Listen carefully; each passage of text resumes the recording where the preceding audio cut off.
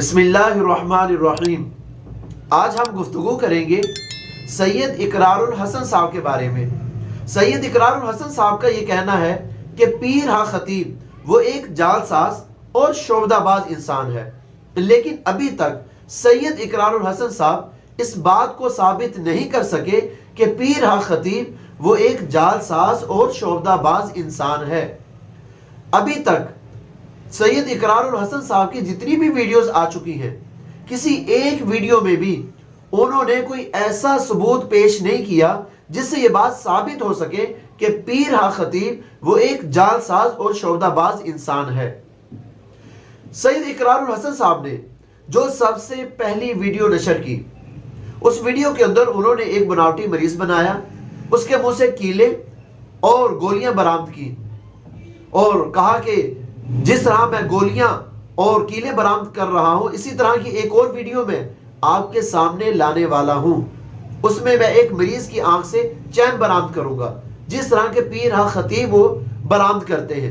उन्होंने गोलियां मुंह से निकाली, कीले निकाली, मैं भी आपको निकाल के दिखा रहा हूं। वो चैन निकालते, मैं भी आपको निकाल के दिखाऊंगा।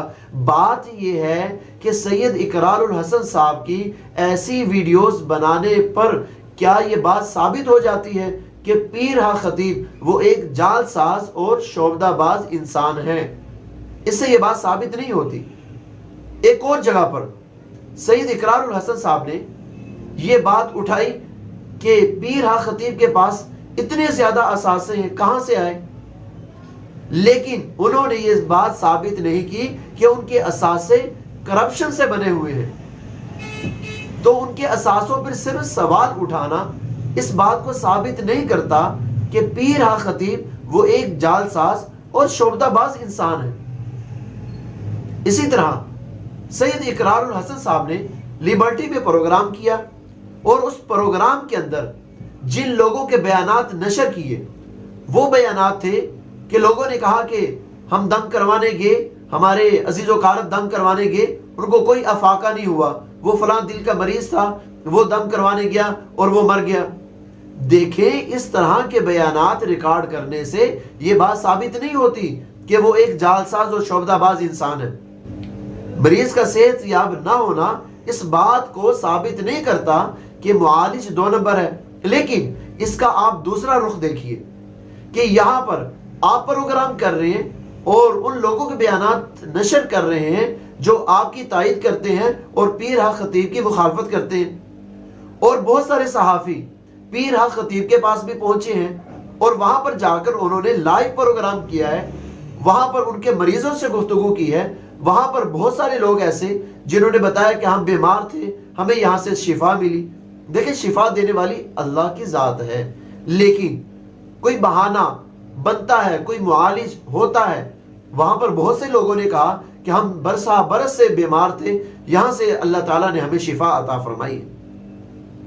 अब वहां पर जो बयानात रिकॉर्ड हुए हैं वो पीर हा खतीब की तायद करते हैं और इकरारुल हसन साहब की मुखालफत करते हैं। यहां पर तो ये एक फसाद की कैफियत है, बयानबाजी की कैफियत है। यहां पर किसी का झूठा होना या सच्चा होना वो साबित नहीं होता।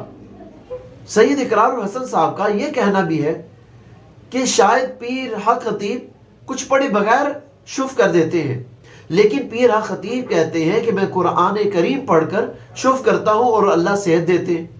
देखिए, ये तमाम की तमाम बातें ऐसी उलझने हैं, जब तक आप आमने सामने नहीं बैठेंगे ये उलझने दूर नहीं होगी। मेरा ये मशवरा है कि पीर हा खतीब साहब को भी सैयद इकरारुल हसन साहब का चैलेंज कबूल कर लेना चाहिए और सैयद इकरारुल हसन साहब को भी पीर हा खतीब का चैलेंज कबूल कर लेना चाहिए, ताकि जो भी हकीकत है वो अवाम उन्नास के सामने आ सके।